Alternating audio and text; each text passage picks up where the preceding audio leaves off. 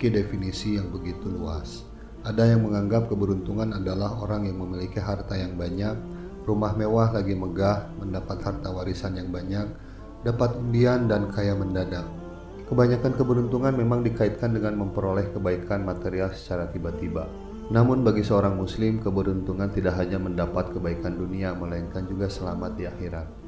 Maka muslim beruntung, tidak hanya muslim yang menjalani perintah fardu Allah Ta'ala, menjauhi yang Allah larang, hingga istiqomah dalam menjalankan ibadah-ibadah sunnah yang telah diteladankan Rasulullah SAW. Tapi juga hingga mencakup amalan yang dilakukan sehari-hari, mulai dari menjaga diri dari maksiat, bersosialisasi dengan teman dan tetangga, menjaga ucapan hingga peduli dengan sesama muslim. Muslim yang dapat menjaga dirinya ini juga termasuk muslim yang beruntung. Secara terperinci Allah menyebutkan ciri-ciri muslim yang beruntung dalam Al-Quran. Berikut kriteria yang Allah maksud sebagai muslim yang beruntung. 1. Khusyuk dalam sholatnya. Muslim yang khusyuk dalam sholatnya adalah mereka yang menegakkan sholat dengan ketundukan hati, membaca bacaan sholat yang baik, memahami dan meresapi maknanya serta mematuhi semua rukun sholat dengan baik dan benar, hingga dapat merasakan kehadiran Allah dalam sholatnya. Maka untuk menjadi mukmin yang beruntung, standar ibadah sholat yang harus kita penuhi tentunya adalah sholat yang dikerjakan dengan khusyuk dan sepenuh hati. 2. Menjauhkan diri dari perbuatan dan perkataan yang tidak berguna. Tak sedikit orang yang dilalaikan dengan adanya waktu luang, yang berakhir menghabiskan waktunya untuk hal-hal yang tak berguna, yang tidak menghasilkan apa-apa selain hanya kesia-siaan belaka. Maka yang dilakukan mengubah kebiasaan tersebut dan mulai menggunakan waktu secara produktif, baik itu untuk berkarya atau dengan mendekatkan diri kepada Allah lewat amal ibadah dan bibir yang senantiasa basah oleh ucapan zikir.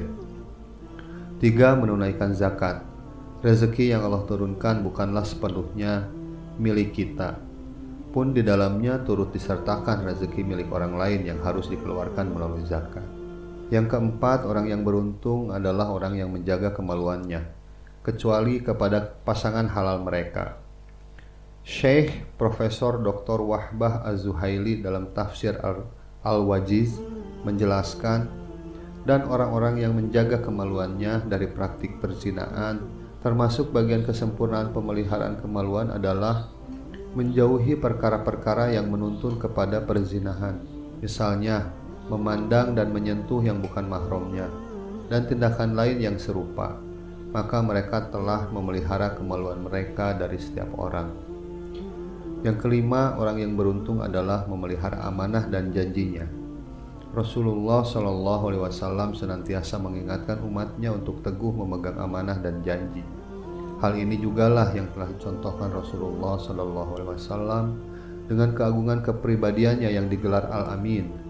Begitu pentingnya amanah dan janji sehingga orang yang tidak bisa memegangnya digolongkan sebagai orang munafik. Rasulullah SAW bersabda, tanda orang munafik ada 3. Jika berbicara dia dusta, jika berjanji dia ingkar, dan jika dipercaya diberi amanat, dia berkhianat. Hadis riwayat Bukhari dan Muslim. Yang keenam, orang yang beruntung adalah memelihara sholatnya.